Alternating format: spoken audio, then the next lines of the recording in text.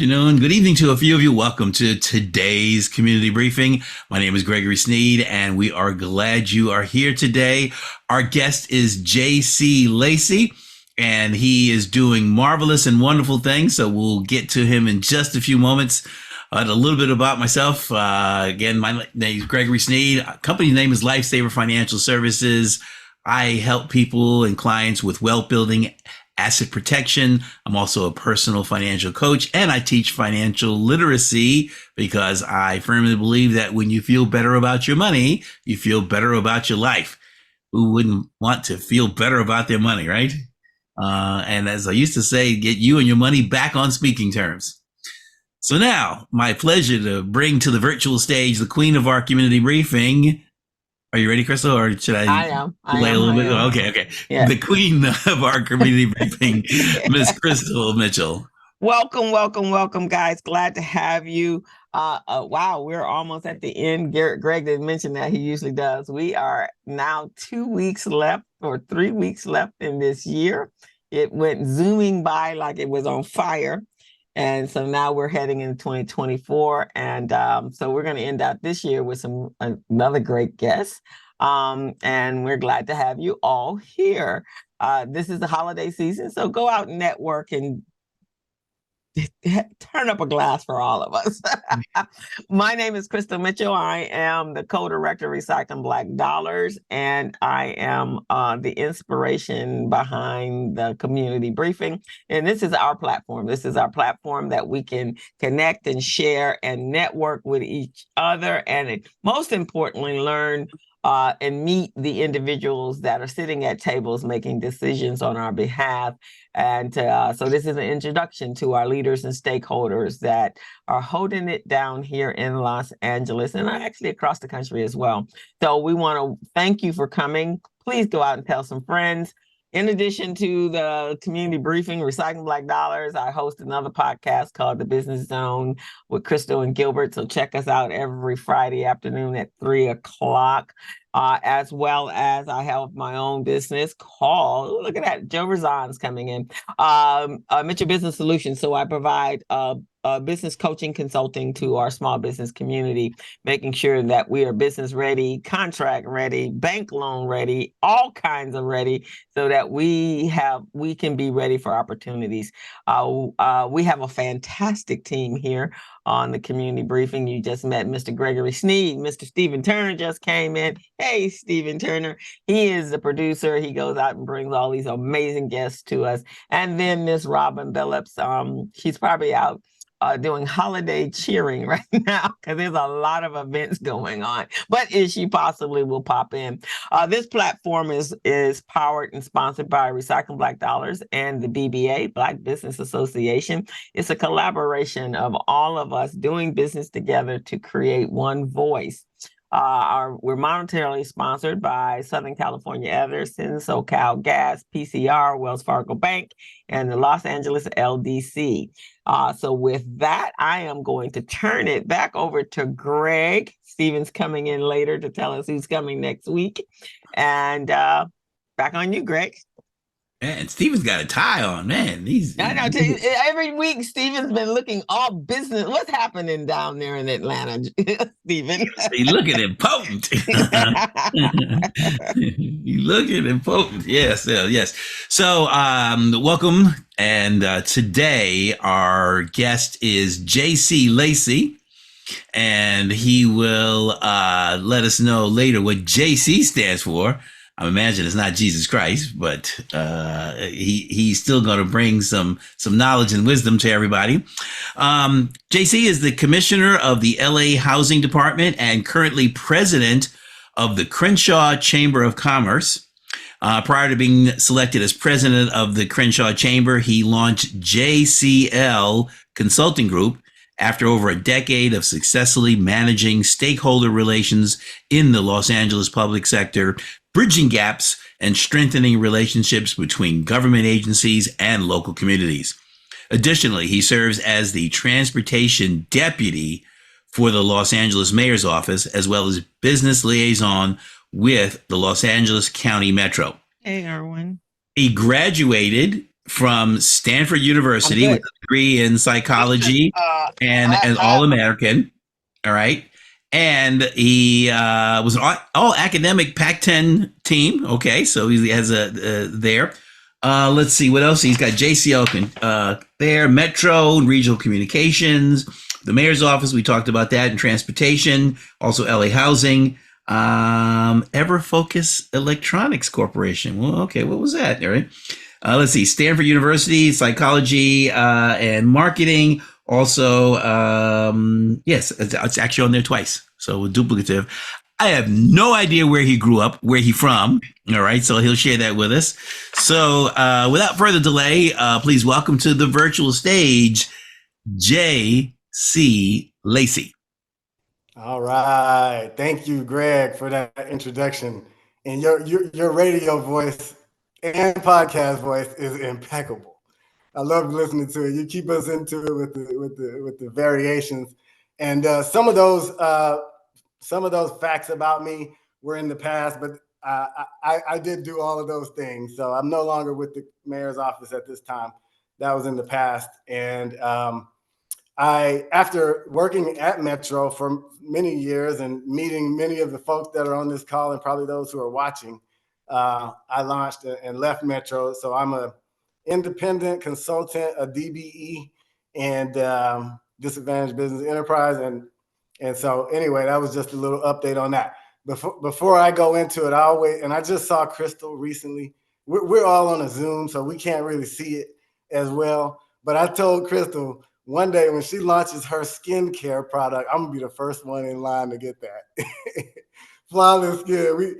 We always joke about that, but just a compliment to Crystal and to Stephen Turner. Going back, actually with Crystal, I'll go around, but going back with Crystal, we first got acquainted when I was with the mayor's office. This was Mayor Villaraigosa over 10 years ago, and she was running Recycling Back Dollars meetings.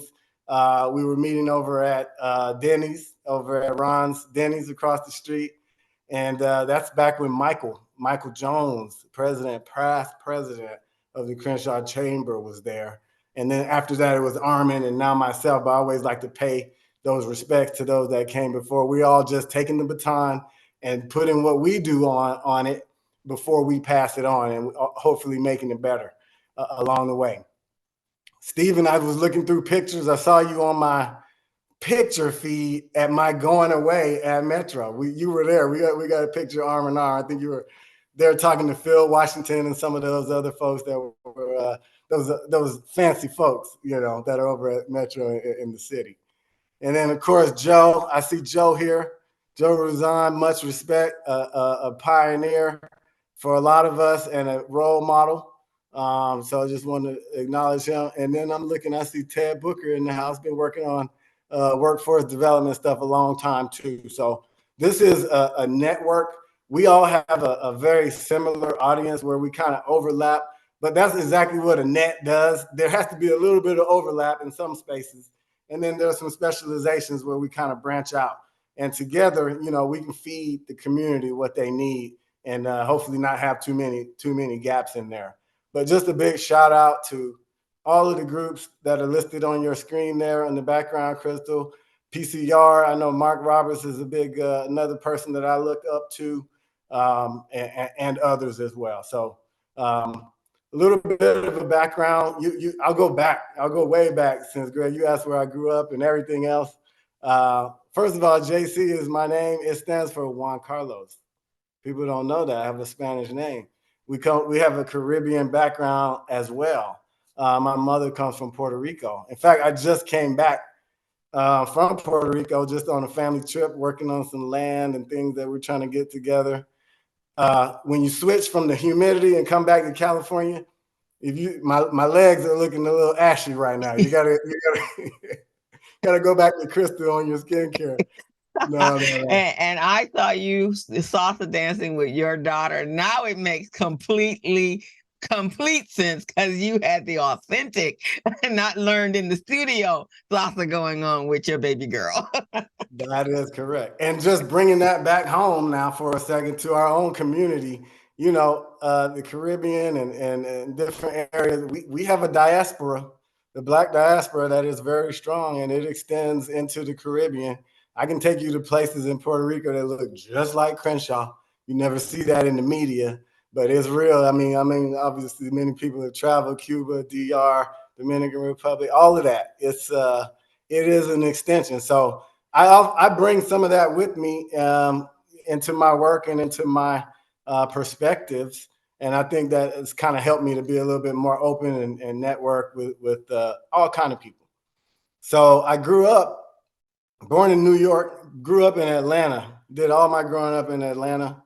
Atlanta being a mecca for African-American, a hub for African-American economics, and all across the board. I won't even end there. I was just talking to my daughter. You mentioned my daughter. She's thinking about going to an HBCU, so she wants to go and visit. She's in the 8th grade right now, but you got to start thinking and planning ahead. So that's what we're up to right now. She doesn't dance with me as much anymore. You know, she wants to be cool. I got to learn some of these TikTok dances now if I want to dance with her.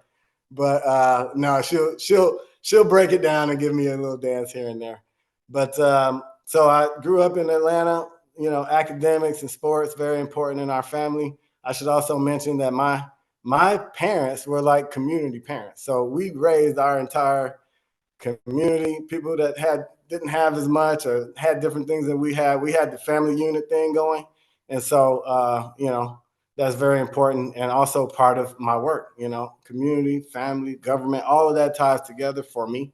And so it's just an extension of that. So then I went on over to Stanford. I got a full ride football scholarship, which was a blessing. Me and all my friends. I tell the kids, play sports. I mean, you know, football, people get knocked in the head is not as popular, but whatever it is, put your kids in there early, expose them, see what is for them, because there's opportunities and there's ways to make it out of your economic or whatever situation through schooling and sports is a way to get you there. So we take that serious. I think sports teaches kids skills that, you know, carry over into adulthood, into other areas. So yeah, that got me through to Stanford. And, you know, you kind of said it from there. I then went on, before I got into government, I did work in sales. You mentioned that last little piece, but I count that Ever-Focused Electronics. I had a big role there and was a part of a big growing company. But sales, okay, and communications and learning how to talk to people. You know, earlier, who was that? Joe was talking about, no, I'm sorry. Who was that? Someone was talking about networking and just some of the little tips and skills. Well, a lot of that, it was Joe. A lot of that comes from, you learn a lot of that on the fly or sometimes through intention, through sales training. So I'm very grateful for that background. From there, I went on in my first toe in the water from the public sector was with the housing department, where I was a commissioner. That led into a job with the mayor's office, where I was assigned to be a transportation deputy with Metro. Then we started building the K line, which used to be the Crenshaw LAX line. That's where I really got plugged in with a lot of community players, people that want to see, you know, what's best for the community, because change and disruption can be tough. But if you can jump in and get what you can get out of it and work with the city and with these big projects that are coming through and figure it out, and like some other communities do, then you could come out better on top. And I always remember one of my first, I had kind of a segue into it, but one of my first experiences, I remember going to a community meeting. I said, oh, Metro, you got your hands full. You're going to need some good people that really care. The best sign I saw, this is when they were trying to make it. First, it was a bus line. Then they wanted to make it a light rail. Then they wanted to take it underground, put a station at Leimert Park. You guys all know this story. But the sign said, it ain't over till it's under.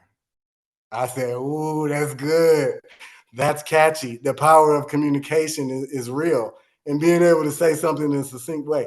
And so that was the perspective, and you knew where that was going. So it did go under. I mean, it ended up being a negotiation where parts were over, parts are under. We see the end result now. But anyway, I'm getting off track here. I'm just bringing you from my history to how I kind of met and got plugged into the Crenshaw community. I decided after I was going to leave Metro, I knew I was going to leave Metro to do community work, that I wanted to stay and work in the Crenshaw district. So I've continued to do that, and taking over the Crenshaw Chamber. I say taking over. It's a board and it's a group effort like everything else. Being privileged to be in a president position is just a continuation of that. And so, yeah, I mean, we have reignited this year. This is our 90th year anniversary. We were talking about S&P before this thing started. We were talking about how long companies have been around and whatnot. Chamber's been around 90 years. So 90 years ago, I'm looking for a note. I wrote a note. I scribbled down a note somewhere when we were talking. Okay, 90 years ago, where is it here? A gallon of milk was 35 cents on Crenshaw. This is when the Crenshaw Chamber started. A dozen eggs was 20 cents. And gas was 10 cents a gallon. So we've been in this for a long time. Obviously, we're way beyond that. And we're here to help promote the economy, workforce development, commerce, and to manage the change that has happened with the big boom that COVID was for all of us, a big disruption. And now that we're all figuring out how to, get back into this new wave, and there are some nuances and things that have changed right beneath our noses as it relates to communication, technology, AI, the way business is done, et cetera. So yeah, that's what we're all about. We are putting on monthly events, in-person events included. We reactivated in-person this year. So recap of this year, some of you were at some of these. In January, we had the mixer at the Miracle Theater in Inglewood. In April, we did our installation where we had electives, and some folks were there. Some of you guys were there, and that was at the Metaphor Club. Not sure if you guys are familiar. That's a great venue. Then in the summer, we did a LA Dodgers tour at the facility. And next week, we have a special meeting at US Bank on Crenshaw and Slauson with the city planning department. I'll go into that later, but just giving you kind of a layout of what we have coming up. We have a good amount of RSVPs, over 60 right now, and I haven't blasted it out that much. So people want to know what's happening with real estate and changes and all the developments in Crenshaw. Moving into next year, we'll do a January webinar with Google, and Google will come in and do some training for us to improve our online presence. Very important these days. So I just went on and on. Sorry about that, Greg. You pulled my string, and I just So I'll take a pause right there. Yeah, no, that you did great. No, that's we don't have it as firm of a structure, so you can follow through that, and so I have a couple questions for you.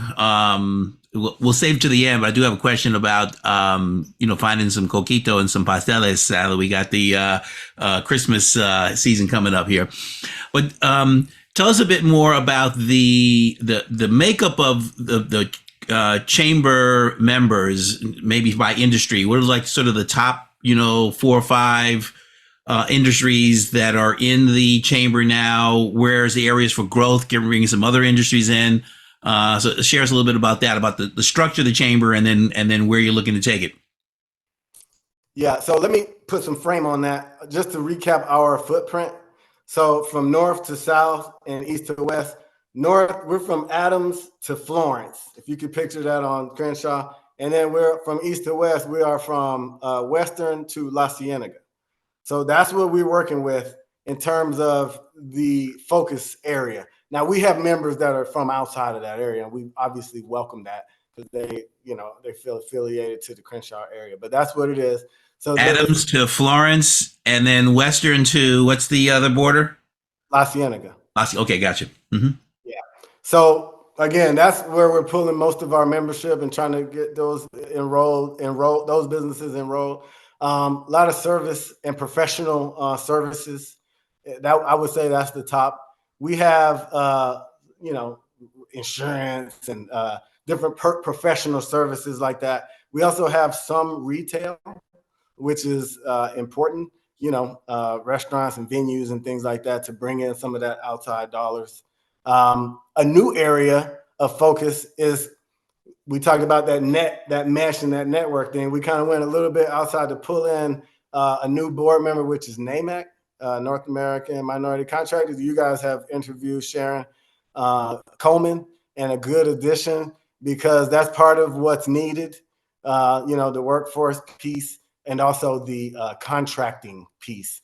How are we going to get some of these big or small, big to us, small to them, right? How do we get a piece of the pie when it relates to the services that we provide? And, specifically on our board, I think my strength, my background, and some of our other board members, I would say outreach, training, and workforce development are some of the strengths. I think that's what we'll dig into a little bit more during my tenure while I'm at president. And yeah. Joe, you got a question? I do, and I see I beat Steven because I actually wanted to talk as opposed to chat in the chat. JC, how you doing, man? I'm all right. How about yourself, sir? I'm doing wonderful, enjoying this life of semi-retirement. Yeah. One of the things that I'm very passionate about is the Baldwin Hills Crenshaw Plaza Mall. As being not only the general manager of that mall, but the first African American to be the general manager of that mall back in the 90s. What engagement has the chamber had, or what engagement does the chamber plan to have with Heritage and David Schwartzman, the new owner? It's been 2 years now, and there's some concerns, and my sense is it's time to rattle the cage a bit. So there's some dialogue with the community as to what's happening. I get these questions all the time. I'm still very much connected in and around South LA, particularly in the Crenshaw area, and I'm not hearing anything. And I would suspect my colleagues on this call would probably have the same question. So I think it's time to dial up a little bit, turn the heat up a bit, and maybe you can tell me, as the leader of the chamber, what your thoughts are on that. Yeah, great question and comment, and people are asking, and we're on the same page. In October, we just did our last quarterly Zoom call, and we featured Jason Lombard. He's the representative for that whole development. And as we know, it's been through its ups and downs and stop and go, and we don't need to recap all of that. But the latest update from what I know, and we've invited Jason to come back, but he gave us a very thorough history. He answered some questions about where they are. They've been kind of in a quiet mode because they have plans that, well, at the time, just last month, but it may be different now.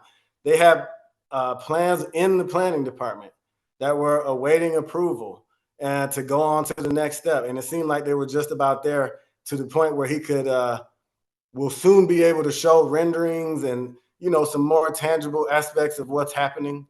I do know he did mention that he couldn't put exact names. Sometimes it's under non-disclosure, but some big retailers, some big fast food, because that's part of it, but also some nice sit down. They talked about how they're going to have the setup be more open air, and they're moving some of the businesses around to be more front facing, like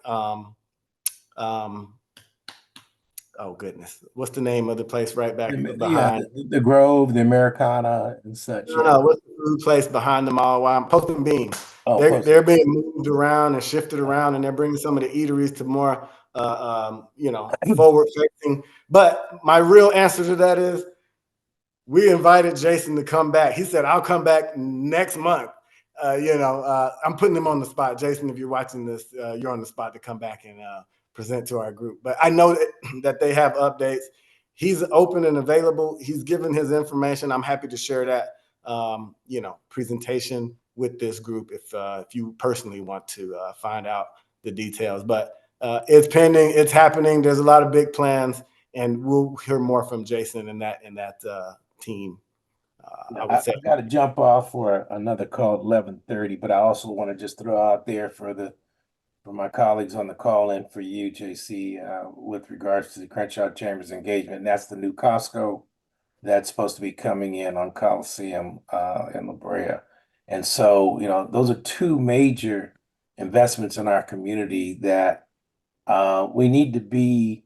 The community's tired of being the tail chasing the cat. So, after everything's figured out, then we happen to come in on the back end and we're told what opportunities may be available. That has to change. Mhm. And with these two major developments, there's one thing Steve Harvey said on one of his morning shows, and while I don't agree with some of the things he says, I have to totally agree with this. He says, "You're not at the table, you're going to be dessert."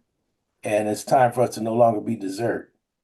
We need to be at the table. We need to be preparing the food before the meal.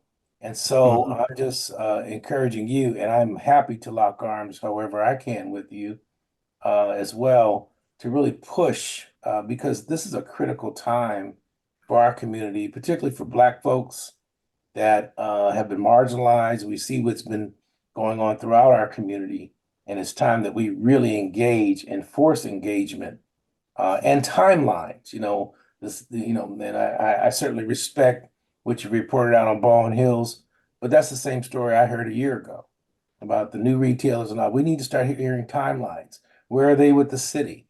Where are they in the entitlement process? So I just think it's time for them to be much more specific on that.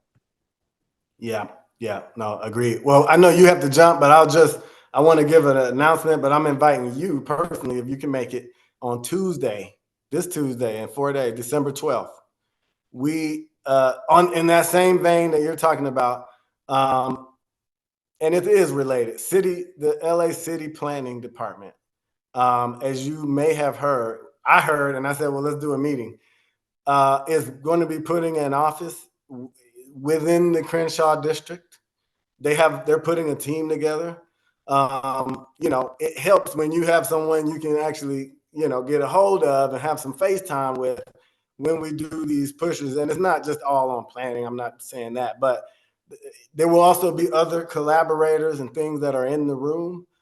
We've got some great RSVPs from the governor's office on down. I didn't expect such high level turnout and whatnot, but Crystal, you did we were on your panel at Urban League, and then I met a lot of those folks, and then things just started popping. So thank you, and keep us invited. This is how these things work.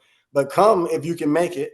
December 12th, it's just a 90-minute meeting, 10 to 11:30. We'll have refreshments. They have parking somewhat if you get there early enough over in that area.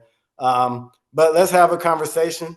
You've got folks like you got other players. I know you got to jump, but you got other players that are saying and asking the same things, and it'll be a good place if you are able to swing by. And let's continue and not just talk, but let's put some timelines and start holding some feet to the fire together. Thank you, I Joe. completely agree. And Joe, that was a great comment because there was a major fight over there, and it just kind of like dissipated once the wind went out of the sail, I guess, once the community was when they were trying to buy it. But that doesn't mean that we should not be rallying around. There are a lot of small businesses in that mall that are hanging on by a thread, not sure what's going to happen to them. I imagine Jason must have made some sort of negotiations with them for them to even still be there. But that mall needs to represent us. That's all I can say. It just needs to represent us. And I think all of us, and maybe Joe, you and I, because Joe, you're on the outside now, we all can be the one.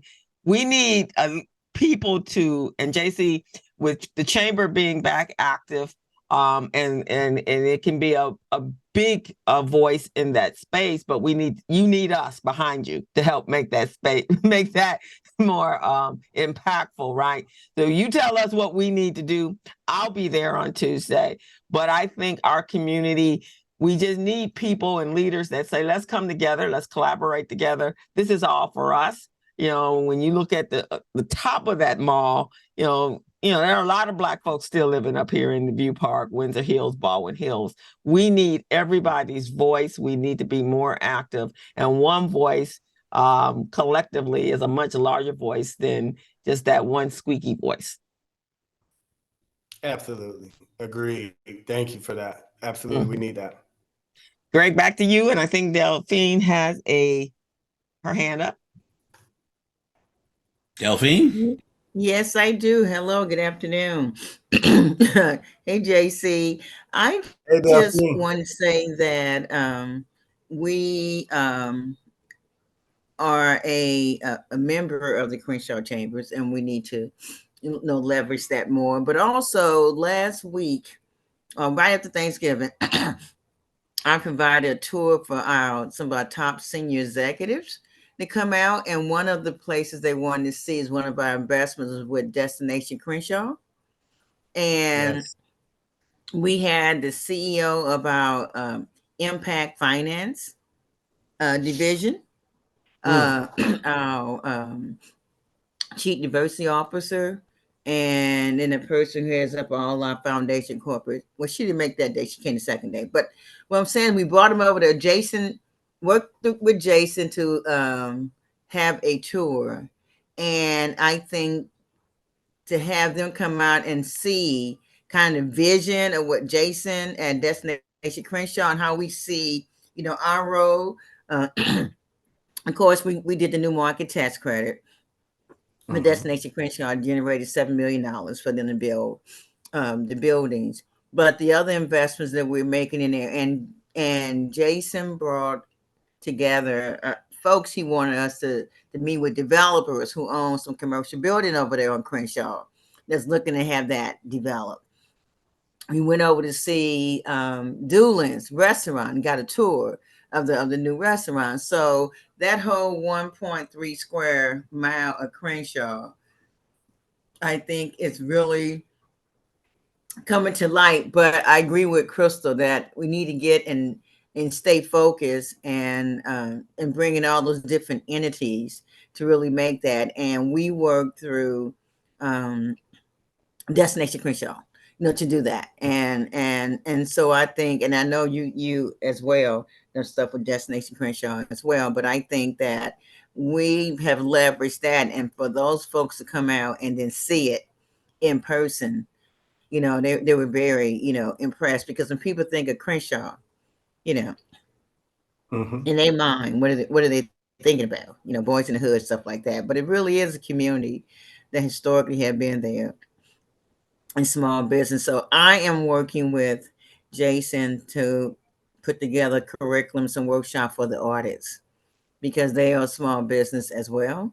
And sometimes they tend to see themselves just as artists, on the other. So there's some things that we at US Bank, are doing. And I like to work more closely with you, JC, and for next year coming up with a strategy on how we can, leverage our internal resources Absolutely. to help advance the chamber's effort as well as the Crenshaw district. Thank you. Because I got all eyes looking at it now. When I get senior eyes coming looking at things, I like to, while that fire is hot, keep it going and keep it at the forefront. Well, I guess But I'm here to help you guys can connect. I didn't hear a question in there. Was there a question in there, or you just wanted? I think you guys. Well, that's one thing I want to say, but I did have a question, but I'm gonna. That's okay now. I'm not gonna because Crystal responded to some of what my question was when she brought it up about the small businesses in the mall, and I want to know what actually the other Jason, not Jason Destination Crenshaw, what are they doing to help prepare those folks? And I think that's where, are you thinking about it differently, and how do you see it, JC? Because I think it's something we need to do. How can we start helping and reaching out, having conversation with those small businesses and see what their challenges and needs are? Because whenever it comes, it's coming down the pipeline. So my question is, have you had that conversation with him? And what are your thoughts about how the Crenshaw chambers can help with that? So there is a question there somewhere, Greg. But I like that, Delphine. And I think if we took the same approach we did, JC, with the Metro, when Metro was coming in, although in a more advanced way. Absolutely.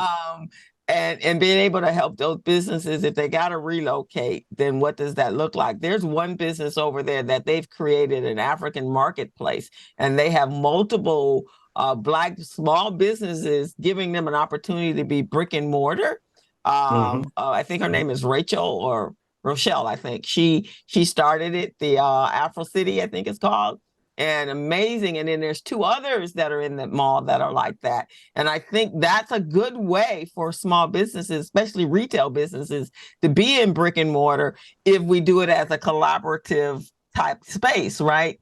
So the Afro City, she's done a phenomenal job. We do need to embrace her because she's not connected to all of us. But she is a smart young lady, and I went over there and met each and one of the vendors that's there, and very impressive what she's done with that space. So we need to support her for all of us in the Crenshaw area. Yeah. Oh, there it is. Rwanda. Margot put in the chat. Yeah. Her name. Hey, Margot. Okay, so that was a lot of comments, and there was a question in there, but let me just say, I'll just go back, and I know I don't want to take up too much more time on this piece, but it's very important because we talk about Destination Crenshaw. That's kind of where you started. And that speaks to culture. So when you talk about a community, you talk about a culture, you talk about putting a stake in the ground in terms of the culture. And I consider everyone here, and especially Destination Crenshaw, a culture curator. You put out what you want. It may be visionary. It may be, the best of what we want to offer, but that's what we're putting out, and that's what we're leading with. It's the food, it's the music, it's the art. All of that is very important. And I'm seeing that in my 9-to-5 job. I work in community outreach, and a lot of that is government work. And art and culture and all of that those buzzwords are at the top.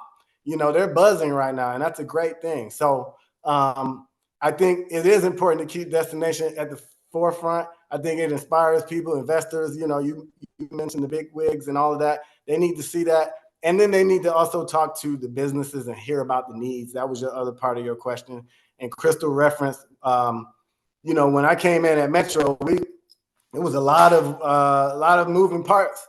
But at the end, we came down with a 3-part program, and PCR can tell you money was given out in the tens of millions. Urban League and some of the other collaborators can tell you one-on-one coaching was deployed. Vermont Slauson, Adam Dominguez, and some of those other folks there, they were going door to door, and metrics behind all of this. And then on the marketing side, which a lot of it was outside of Crenshaw, the Eat, Shop, Play program, the marketing, the money, the technical skills, all of that came together in a way that is similar to what I'm seeing with the economic and workforce development from like Vermont South to Florence, where it's still services they already provide, but they've streamlined it. They're focusing the outreach. They're doing some one-on-one targeting there to pull businesses in. So the resources are there.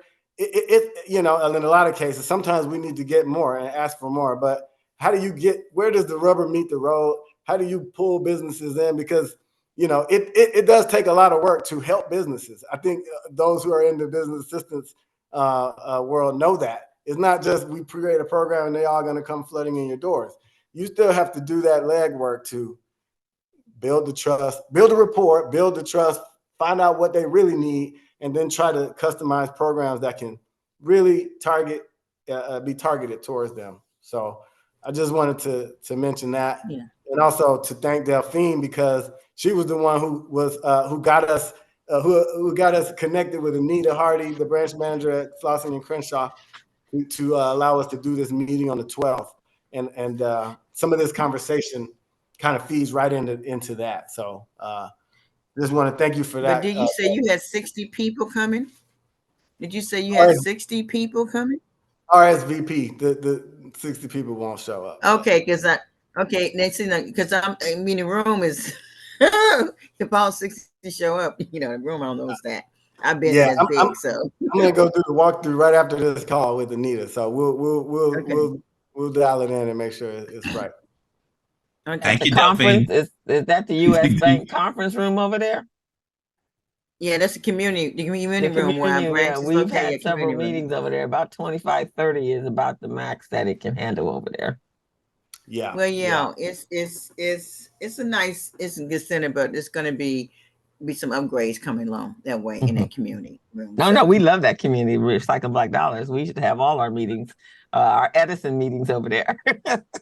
Yeah, and I don't know if people realize you still have that patio too right outside. You can open up the doors. You can do a in and out thing. This is patio with greenery around there, so it really is a different vibe. But JC, I was just thinking about, like, is there any way that the Crenshaw Chambers can get in and start surveying those businesses? Like maybe try to figure out a way, and maybe I'll work with our internal folks, see if we can come up with something partner, like to start surveying those businesses in the mall, because they are going to be displaced somewhere. People have been displaced, up and down Crenshaw Boulevard businesses. So I just kind of see where they are and kind of see what they need. And then I'm willing to partner, with you, on that. And then we can create or design some type of curriculum or whatever that's going to really help provide what they need, and not just the standard, And I can tell you, for Rwanda's group, I actually went over there, the business zone. We were going to broadcast a show over there, our anniversary show over there. And I went to each one of the vendors, and they're just doing business. They don't have business plans. They don't have none of that. No accounting system set up. And so they were very open to it. And I went to each visit, and I was part of that Metro coaching team. I was, we did do the door-to-door thing, and that was very helpful. That tech assistant is really important. So maybe you, Sarah, Delphine, that might be something we want to address, because really the only truly business over there is probably Greg, that has real business knowledge that he's acquired from some of the programs he's been in. All those in the mall, no. Mm-hmm. Yeah. Right. I mean, look, let's look at some statistics. Overall, this is general, not Crenshaw related or industry related, but small businesses and startups, alone, without the challenges of redevelopment going on, without a K line being built, without a COVID, without some of these things, some of the numbers are 20% of businesses fail in their first year. By year 3, it's half. I'm happy I'm 4 years old right now. So 5 years, but 5 years, 70% are gone. By 10 years, 90%. These are just some stats. I just pulled them, like we were just talking. I pulled up the thing about the S&P 500. That's what it says. So it's tough enough on its own. When we're trying to build something and create something, it takes that much more work. And so, it's critical. It's critical. Even if it's not in a time of change, there is a wave of change coming. It's like a surfboard. The surfers, they see a wave coming. The ones who know what they're doing, they start paddling before that wave, because if you wait, you're going to get gobbled up. And we're almost at that point. I think it's a big wave, though, so there's still time to pull folks in and make sure that they can benefit. But we have to start kicking hard and looking out into the horizon to make sure we see what's coming. So, yeah. One of the questions that was asked, and so where would you like to see the Crenshaw corridor in the next 5 years? And another question here was, what role can the community bank play in the Crenshaw corridor? So I'll let you respond to that. I have another question after that, but just kind of sort of the 5-year plan. Yeah. And then Al Perry was asking about what role can community banks play in the building up of the corridor. Yeah. So, okay. What will Crenshaw look like in 5 years? That's visual for me. So, and this feeds, again, everything is feeding into my Tuesday meeting. I'm thinking about it. So let's talk about what it looks like. We now already have a K line that's built, right? There's efforts like NOMA and other people that are really digging into how can we supplement these stations and the locations, and what can we do for transit-oriented communities around there. So you're looking at Crenshaw Crossing, huge development. We're all familiar at Expo. We're placed right at the metro station. It's a TOC. That's 400 units with a grocery store, mixed use, affordable. Moving down, we've been talking about the mall, 5 years. The mall, hopefully in 5 years, they'll be, meeting what their vision is for that mall. Because the vision sounds good.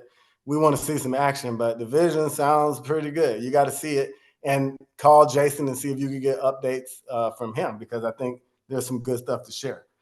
Moving down, you got Marlton Square, where the Kaiser is, and what's happening around that Kaiser. That's still moving forward now. I know that thing has been delayed. There was some financial issues with the developer, et cetera. We know that history. Yeah, look, Greg is shaking his head like, oof. But in 5 years, you're asking what I see. I think there'll be some movement there.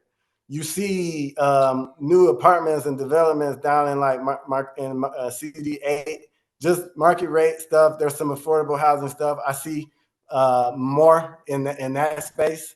The studios up on Stalker, where Cherie Franklin's working on, and in that same vein, Sola, they're working on their mixed-use development that will have some training facilities and things that will be happening for video production, gaming, etc. So visually, what will it look like? I mean, that's a lot going on, and there'll be some development that follows that wave. So I think all of that is positive as far as economic development.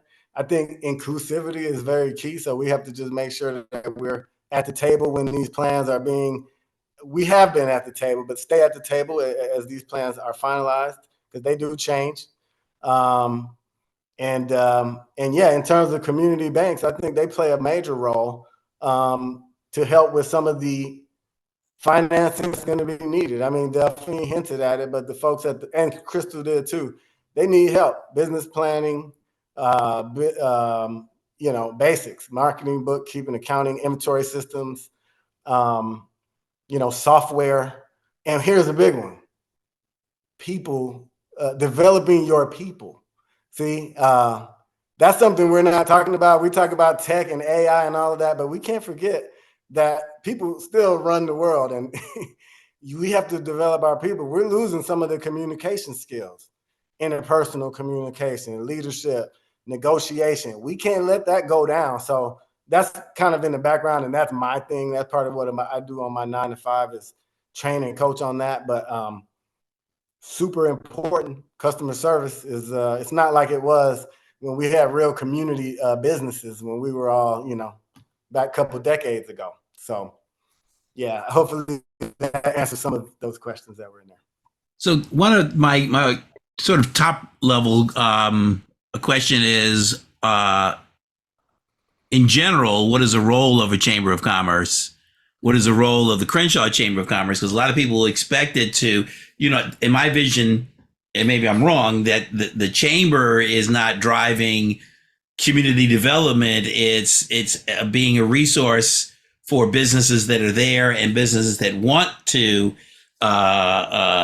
participate in a particular area. So because otherwise the lines kind of get blended, and it becomes this huge undertaking that one single organization has a challenge trying to take. So yeah, help understand sort of the role of what the chamber is doing under your leadership, where you see it heading. Yeah. Okay. So under my leadership, first of all, in general, the role is to promote and businesses that are members and outside, to promote events, to bring in investment into our area. We are a platform for communication, to share information. We are advocates. Well, first of all, to share information, that goes two ways. I'm going to move here because my head is looking shiny there.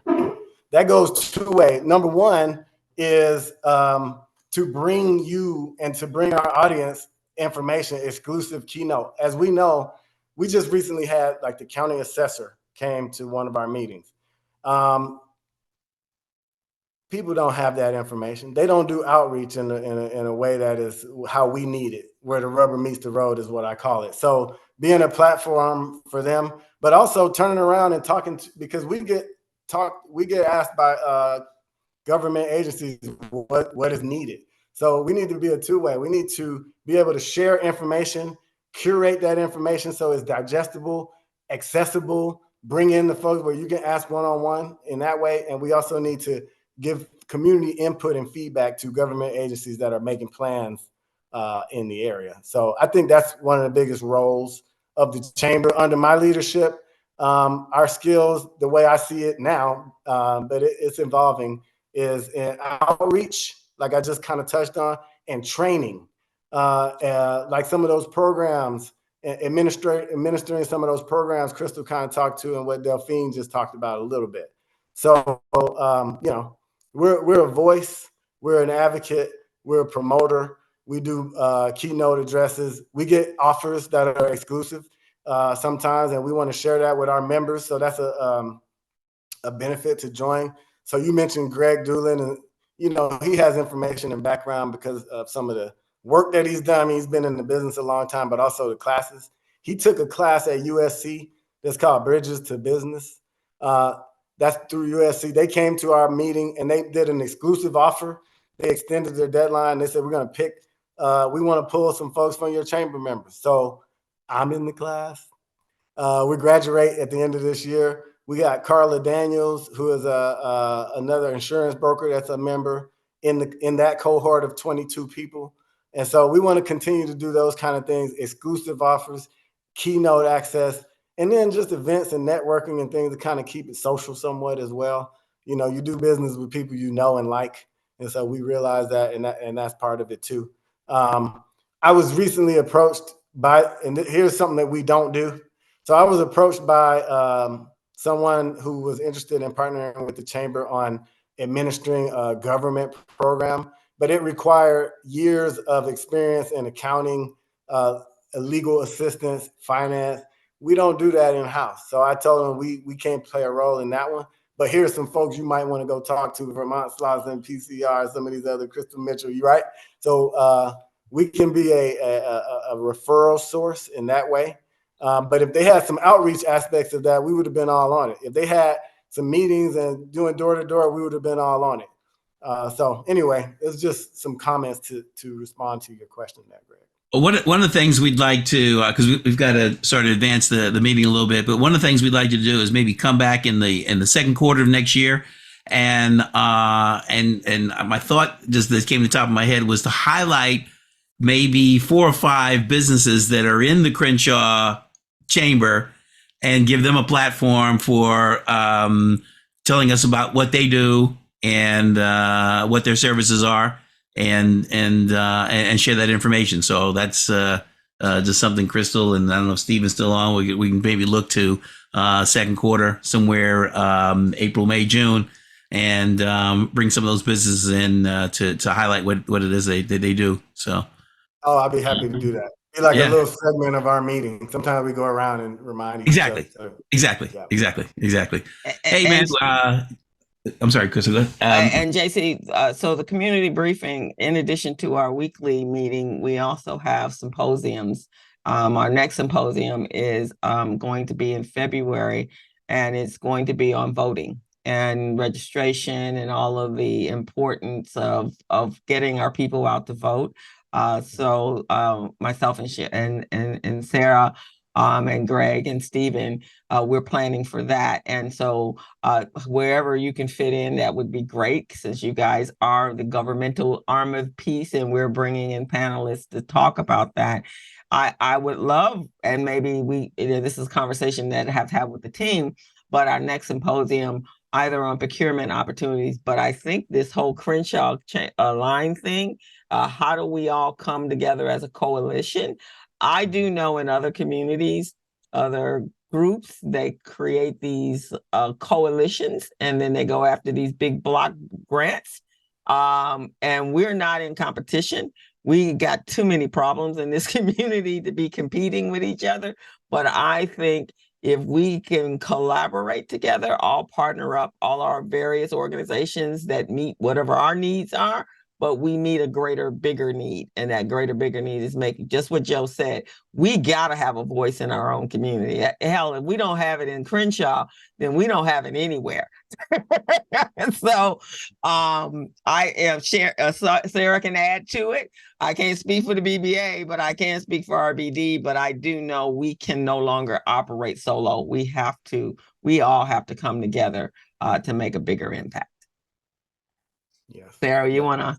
I agree wholeheartedly. As a matter of fact, we had our Crenshaw Corridor Symposium, and so I was thinking that we need to do a follow-up to that, but even more to the point, like you said, Crystal, in a bigger sense, we need to collaborate and come together and really do a more tangible, actionable effort towards all the things that will help make the Crenshaw corridor better and more business friendly for the businesses that are already there. So yes, I'm in a wholehearted agreement with that. And JC, it was so great to have you on here today. And it's been the thing about us coming together anyway to collaborate. So it's about time, right? And we just gotta make that happen.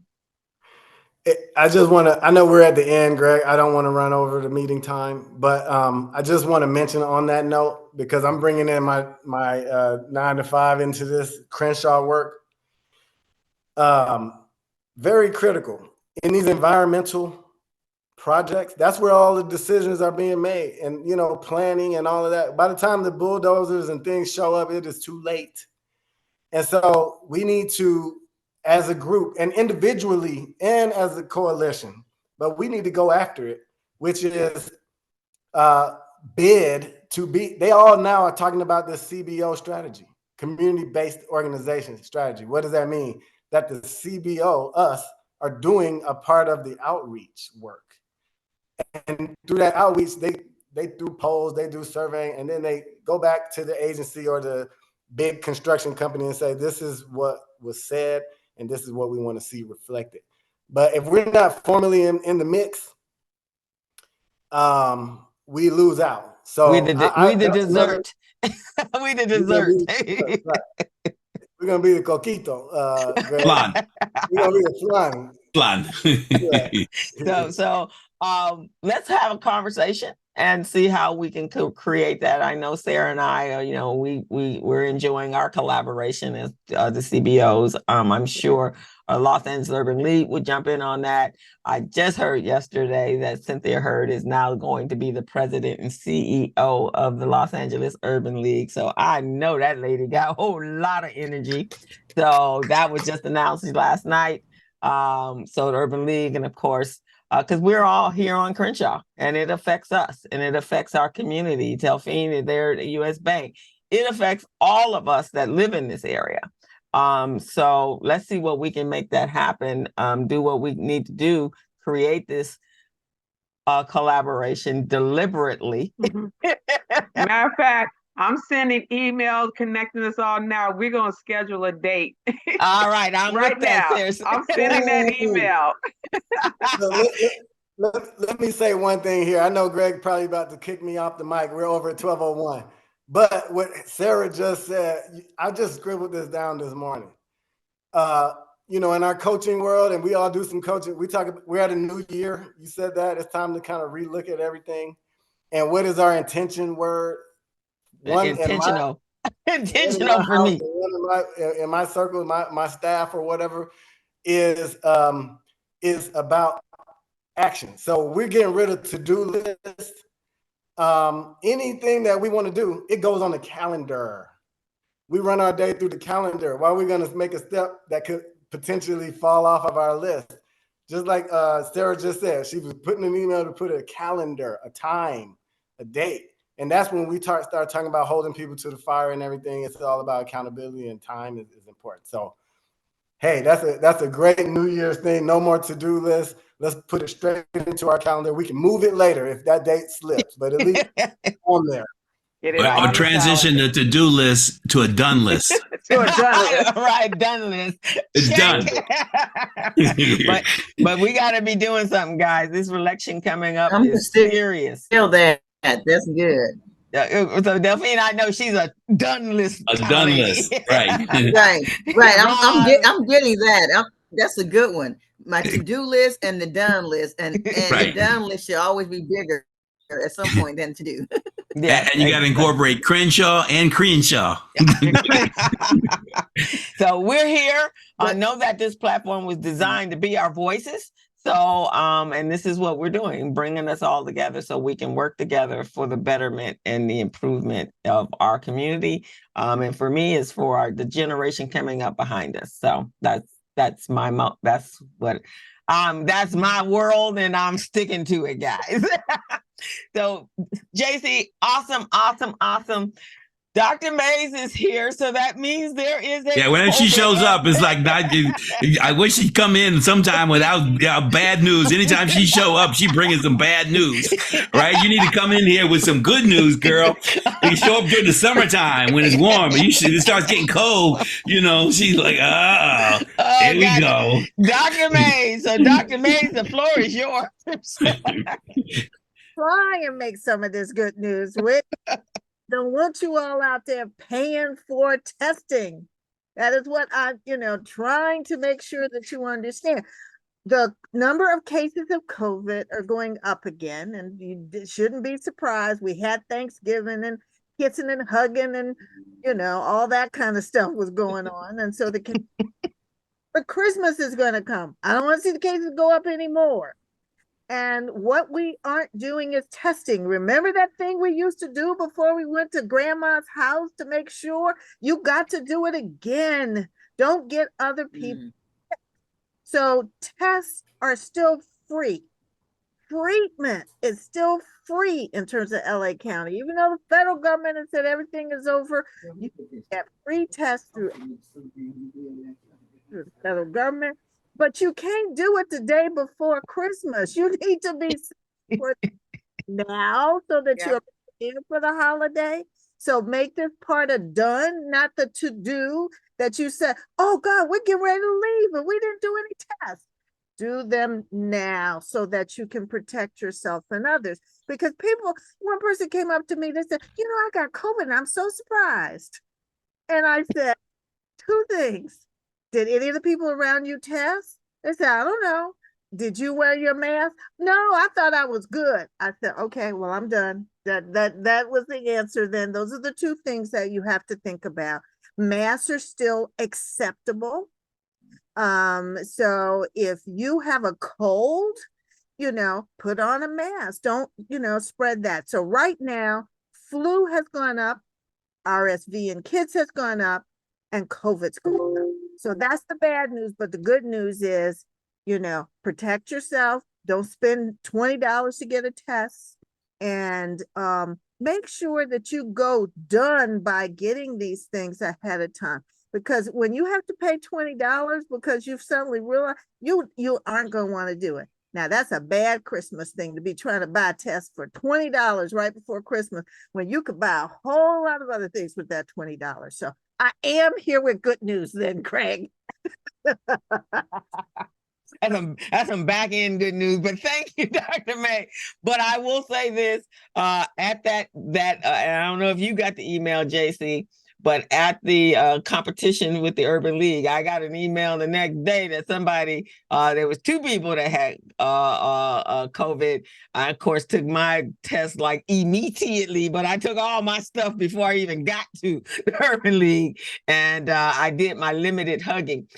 But we're so, when it's holiday, right? So we're going up and hugging people because we haven't seen people in a long time.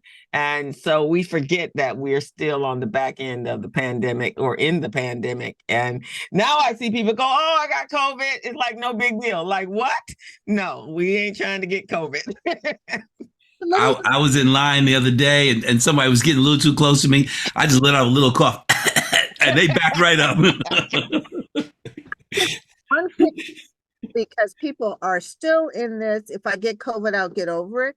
the data is really amassing that COVID, just having had the infection, is leading us with cardiovascular problems. So you need, just like when they tell you, don't be sitting up there eating all that fat and stuff like that, and it's clogging your arteries and stuff. You need to think about COVID is weakening your arteries. So people who've had COVID, the other thing I suggest they do is be attentive when they go in for their screening, the physicals and what have you, and say, I've had COVID twice. Anything I need to work on in terms of my cardiovascular? Can you check me out a little bit more? So the data is really showing that COVID leaves something with us. Okay. The BBA is having their holiday mixer on December 27th. So the link is right there for you guys to sign up. Tonight, I know this is short notice, but the LA Civil Rights Group, that is the City of Los Angeles reparations, that's really important to me. The Black Experience Live, they're having a community mingle tonight at Fire Station 54, which is at 5730 Crenshaw Boulevard. So maybe you guys might want to join if you guys are interested in your reparations. I'm very much interested in my reparations. So I'm going to go find out. But it's from 6 to 8 tonight, and it's at Fire Station 54 at 5730 Crenshaw Boulevard. So I'm going to go over to the Black Experience Study tonight. So if anybody you're interested in learning about what the city's plans are for, I think so. If they're interested in what the reparations for the LA city is, then you might want to pop in tonight as well. But wear your mask. That's an honor of you, Dr. Mays. All righty, we've gone over. JC, you've been awesome. So, of course, you got to come back and be sharing. And Sarah is sending you a calendar invite. So let's do that. Actually, Joseph is also a business consultant as well. So reach out to Joseph. He does some amazing work as well. We want to thank all of you here that come next week. Our guest is, and Stephen put it in the chat. Do you see it, Greg? Let me see. It's up here. What is her name? Denise Pine. She's an age enthusiast, longtime community health advocate and media pioneer. So she's our guest next week. So please come out. This show is running right now on Facebook Live. So go to our Recycling Black Dollars Facebook or the Community Briefing Facebook page and share it. This was some great information, especially for those of us that live in the Crenshaw district. It's also streaming on LinkedIn, my LinkedIn, and JC, you've been tagged in it. Okay, excellent. So it's actually on your page as well, your personal page, not on Crenshaw, but you can get it over to there. All righty, guys. Thank you so much. And I'll see you tonight, or I'll see you somewhere in the community in the next couple of weeks in preparation for the holiday. Greg, back to you. Yeah, I dropped my holiday playlist. I have a jazzy Christmas playlist for those of you on Spotify. It is hand curated, and it is now up to 50 hours, 50, so close to 800 songs. So it's got a wide variety of jazz, some R&B, some gospel. I think there might even be a little Latin in there. So check that out if you have a Spotify account, or you get a free account for 30 days. But I dropped that in the chat. We have Denise Pines next week, and JC, we're glad you're here, and do let us know. We getting the locations on some coquito and pasteles and some sofrito and all the good things for the holidays coming up. It's a multicultural feast during the holidays. So we hope everybody is safe and enjoy. And Dr. Mays will do the best we can to mask up and stay safe and order some more free tests. JC, do I need to sign up for the Tuesday? Do I need to register? I'll email you the RSVP. Okay. So we can keep track. And I was going to ask if you could send me this recording. So there was some chat I wanted to respond, or we can work that out after. Yeah, I'll send you the chat, and also actually in the if you're in the chat, just go to the bottom there, and there's 3 little dots to the very right, and that will save the chat to, well, it'll save it on your computer. The challenge is, where does it save it? For most of us, it may go to a Zoom folder on your computer. So just save that, and it'll have today's date on it. So you can pull everything. In fact, I do that while I'm speaking. And when I will be downloading and uploading and editing, and when I put the intro on it, I'll send it over to you. I will try to get that done in the next couple of days. All righty, guys, it's been fantastic. We'll let you guys go on with your day. Have a fantastic day. JC, you were awesome, and we definitely want you to keep coming back. And look out for Sarah's meeting date. All right, see you guys. We got a little salsa going on.